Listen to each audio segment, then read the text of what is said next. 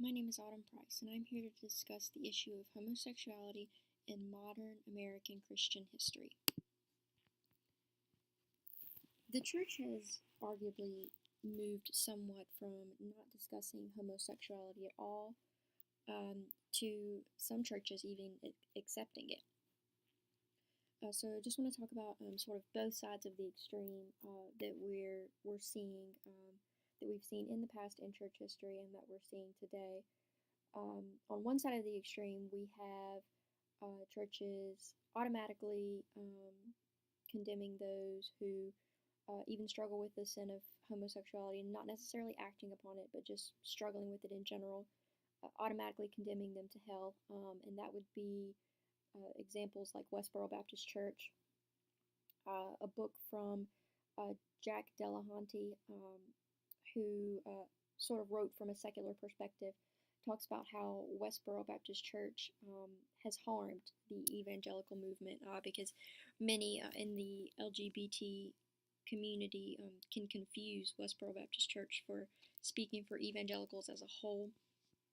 And so it sort of causes the misrepresentation that all Christians believe, even if you don't act upon the sin of homosexuality, just feeling the temptations of homosexuality, not acting upon it, automatically means that you're going to hell. The second extreme would be churches and church members vigorously accepting homosexuality and the acting upon such a sin. One prominent example is Matthew Vines, who is a prominent Presbyterian. He is an LGBT activist. And I'll be using his book, God and the Gay Christian, to sort of discuss why he believes that the Bible never explicitly mentions homosexuality at all. He believes that in context, the references to same-sex behavior is cultural and is outdated. One of the quotes from his book says, "The Bible never directly addresses and certainly does not condemn loving, committed same-sex relationships." And he sort of implies that as long as homosexuals are married, then there's nothing wrong with having a homosexual relationship. And so that sort of addresses the other side of the spectrum, where the church willingly accepts and promotes the sin of homosexuality, where homosexual pastors could be welcomed, deacons, elders, actively participating homosexual churchgoers, church members. And then lastly, we'll be discussing the Desiring God article, which is a publication by John Piper. And the Desiring God article, I wouldn't call it a healthy balance, but definitely addresses how both sides, both extremes, are harmful to the evangelical movement.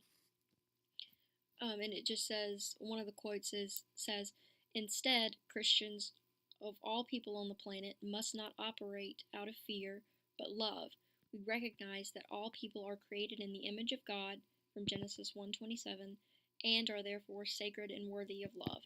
And this article sort of addresses homophobia in the church, and sort of says that, yes, we as Christians know that the sin of homosexuality is wrong. We don't condone it, we don't accept it, but we're going to preach the truth in a loving manner, as Christ did, instead of just shutting those who struggle with this sin and temptation out of the church completely, and completely accepting it. And another quote says, "When we love in this manner, we expose homophobia for what it really is, pride."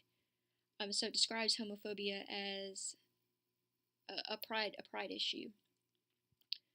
And the last quote says, "Biblical love requires that we speak truth, and when we speak out of homophobia rather than in love, it is we who are in the wrong." And I think that article definitely provides sort of a healthy balance on how the church should address homosexuality. And so we have both sides of the extreme historically, whereas the church didn't discuss homosexuality at all and then when it did start to discuss it, it completely shut everything out to where it wouldn't be mentioned at all, period. And those who struggled with this sin would not be welcome or ministered to in any way. And the second side of the extreme is what we're seeing more today, I believe especially, is the accepting view.